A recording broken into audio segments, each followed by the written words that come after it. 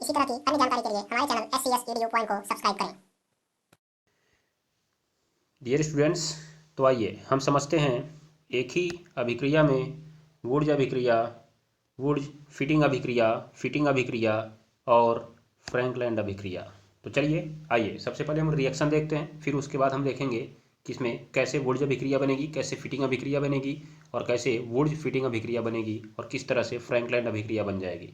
तो आइए ज़रा रिएक्शन लिखिए। सबसे पहले देखिए, आपको ध्यान में रखना है कि रिएक्शन क्या होने वाला है। R X plus Na plus X R, फिर आपको यहाँ पे ऊपर लिख देना है शुष्क ईथर। क्या लिख देना है जी? शुष्क ईथर। फिर आप देखिए क्या करेंगे। सबसे पहले मैं आपको बता देता हूँ कि आपको करना क्या है। आपको यहाँ से x पकड़िए, Na पकड़िए और इधर का x पकड़िए, सबको निकाल दीजिए।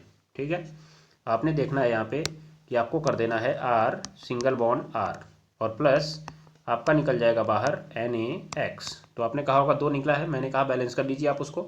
Na के सामने 2 कर दीजिए, हो जाएगा आपका बैलेंस। ठीक है, और यहाँ भी आप 2 कर देंगे, हो गया आपका बैलेंस। तो ये हो गया आपका रिएक्शन। अब आप मात्र इसी अभिक्रिया से पूरा अभिक्रियाओं को तैयार कर सकते हैं, चारों अभिक्रियाओं को तैयार कर सकते हैं। कैसे?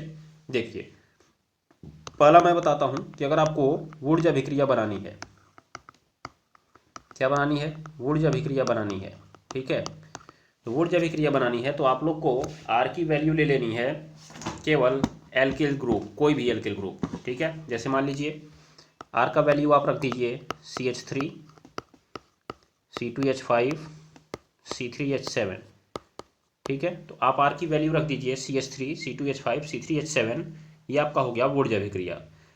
अगर आपको बनानी है फ्रैंकलैंड अभिक्रिया, क्या बनानी है? फ्रैंकलैंड अभिक्रिया। एक मिनट रुकिए, फ्रैंकलैंड नहीं पहले देखेंगे हम लोग, फ्रैंकलैंड को लास्ट में देखा जाएगा। अगर आपको बनानी है फिटिंग अभिक्रिया, क्या बनानी है? फिटिंग अभिक्रिया। तो अगर आप फिटिंग अभिक्रिया बनाना चाहते हैं तो आप आर की वैल्यू रख दीजिए C6H5। बन गई आपकी फिटिंग अभिक्रिया, रटने की जरूरत नहीं है आपको, ध्यान दीजिएगा आप लोग। तीसरा नंबर मैं आपको बता देता हूँ, वुर्ज फिटिंग। वुर्ज फिटिंग, ठीक है, अगर आपको वुर्ज फिटिंग करना है तो जो पहला आर है, पहला आर, उसके बराबर आप रख दीजिए C6H5 और जो दूसरा आर है, दूसरा आर, उसके बराबर आप रख दीजिए CH3। ठीक है, ये हो गया आपका वुर्ज फिटिंग अभिक्रिया।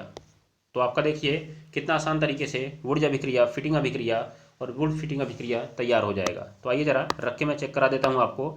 अगर आपको बनाना है वुर्ज फिटिंग तो मैंने कहा, चलिए आप देखिए क्या करेंगे। आप यहाँ से इस आर को हटा दीजिए, यहाँ से आप इस आर को हटा दीजिए। आपको कराना है वुर्ज फिटिंग, तो आप इधर जोड़ दीजिए C6H5 और इधर आप जोड़ दीजिए CH3।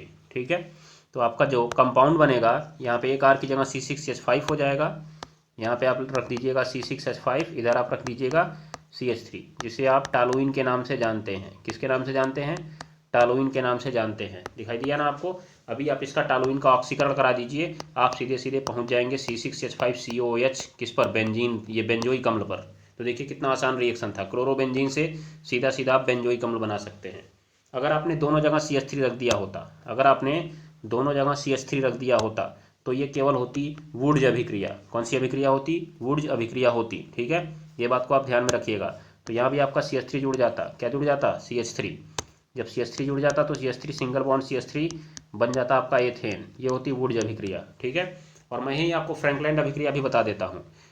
देखिए, फ्रैंकलैंड अभिक्रिया करना है, सब कुछ वही करिए। एक्स की जगह आप आई रख दीजिएगा, सोडियम की जगह Zn कर दीजिएगा और आप फिर से आई और आर लिख दीजिएगा।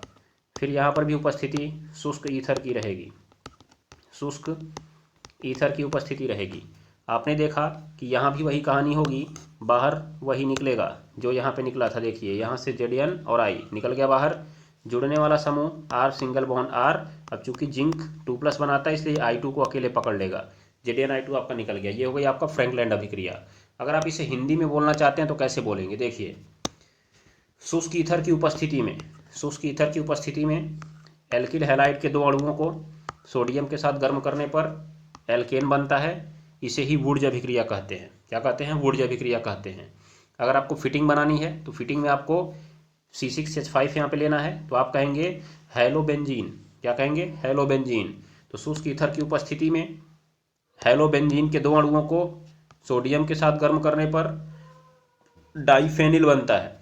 क्या बनता है, डाइफेनिल। मैं आपको लिख के भी दिखा देता हूँ। देखिए C6H5X प्लस Na, फिर आपका आ गया X C6H5। ठीक है, आपने लिखना है ऊपर शुष्क ईथर, यहाँ से आपका X Na और X निकल जाएगा। आपको सह उत्पाद से मतलब होता नहीं है, आप यहाँ पे लिख देंगे C6H5 C6H5। देखिए ये नाम है इसका डाइफेनिल। क्या नाम है इसका, डाइफेनिल। यह है फिटिंग अभिक्रिया। उसके बाद आपको वुड्ज फिटिंग बोलना है, तो आप क्या कहेंगे, शुष्क ईथर की उपस्थिति में, शुष्क ईथर की उपस्थिति में हेलोबेंजीन की क्रिया मेथिल हैलाइड और सोडियम से कराने पर, या ऐसे कह दीजिए शुष्क ईथर की उपस्थिति में हेलोबेंजीन को मेथिल हैलाइड और सोडियम के साथ गर्म करने पर, हेलोबेंजीन को मेथिल हैलाइड और सोडियम के साथ गर्म करने पर टालुइन बनता है। क्या बनता है, टालुइन बनता है। इसे ही हम कहते हैं क्या, वुड्ज फिटिंग अभिक्रिया। देखिए निकल गया ये, और आपका C6H5 जो था उससे जुड़ने वाला कौन मिल गया, CH3, जो मैंने आपको पीछे दिखाया, टालुइन बन गया। ठीक है, तो आशा करता हूँ कि आपको ये अभिक्रियाएं चारों एक ही लाइन से समझ में आ गई होंगी। रटिएगा मत, थोड़ा सा दिमाग लगाइए, सारे रिएक्शन आप आराम से कर सकते हैं। ठीक है, चलिए तो बस आज की क्लास यहीं पे समाप्त होती है। इसी तरह की अन्य अभिक्रियाओं की जानकारी के लिए हमारे चैनल को सब्सक्राइब करना ना भूलें, और अगर सब्सक्राइब कर लिया है तो उसे शेयर करना ना भूलें, और अगर शेयर भी कर दिया है तो इसे पढ़कर अपनी कॉपी में नोट करना ना भूलें। धन्यवाद।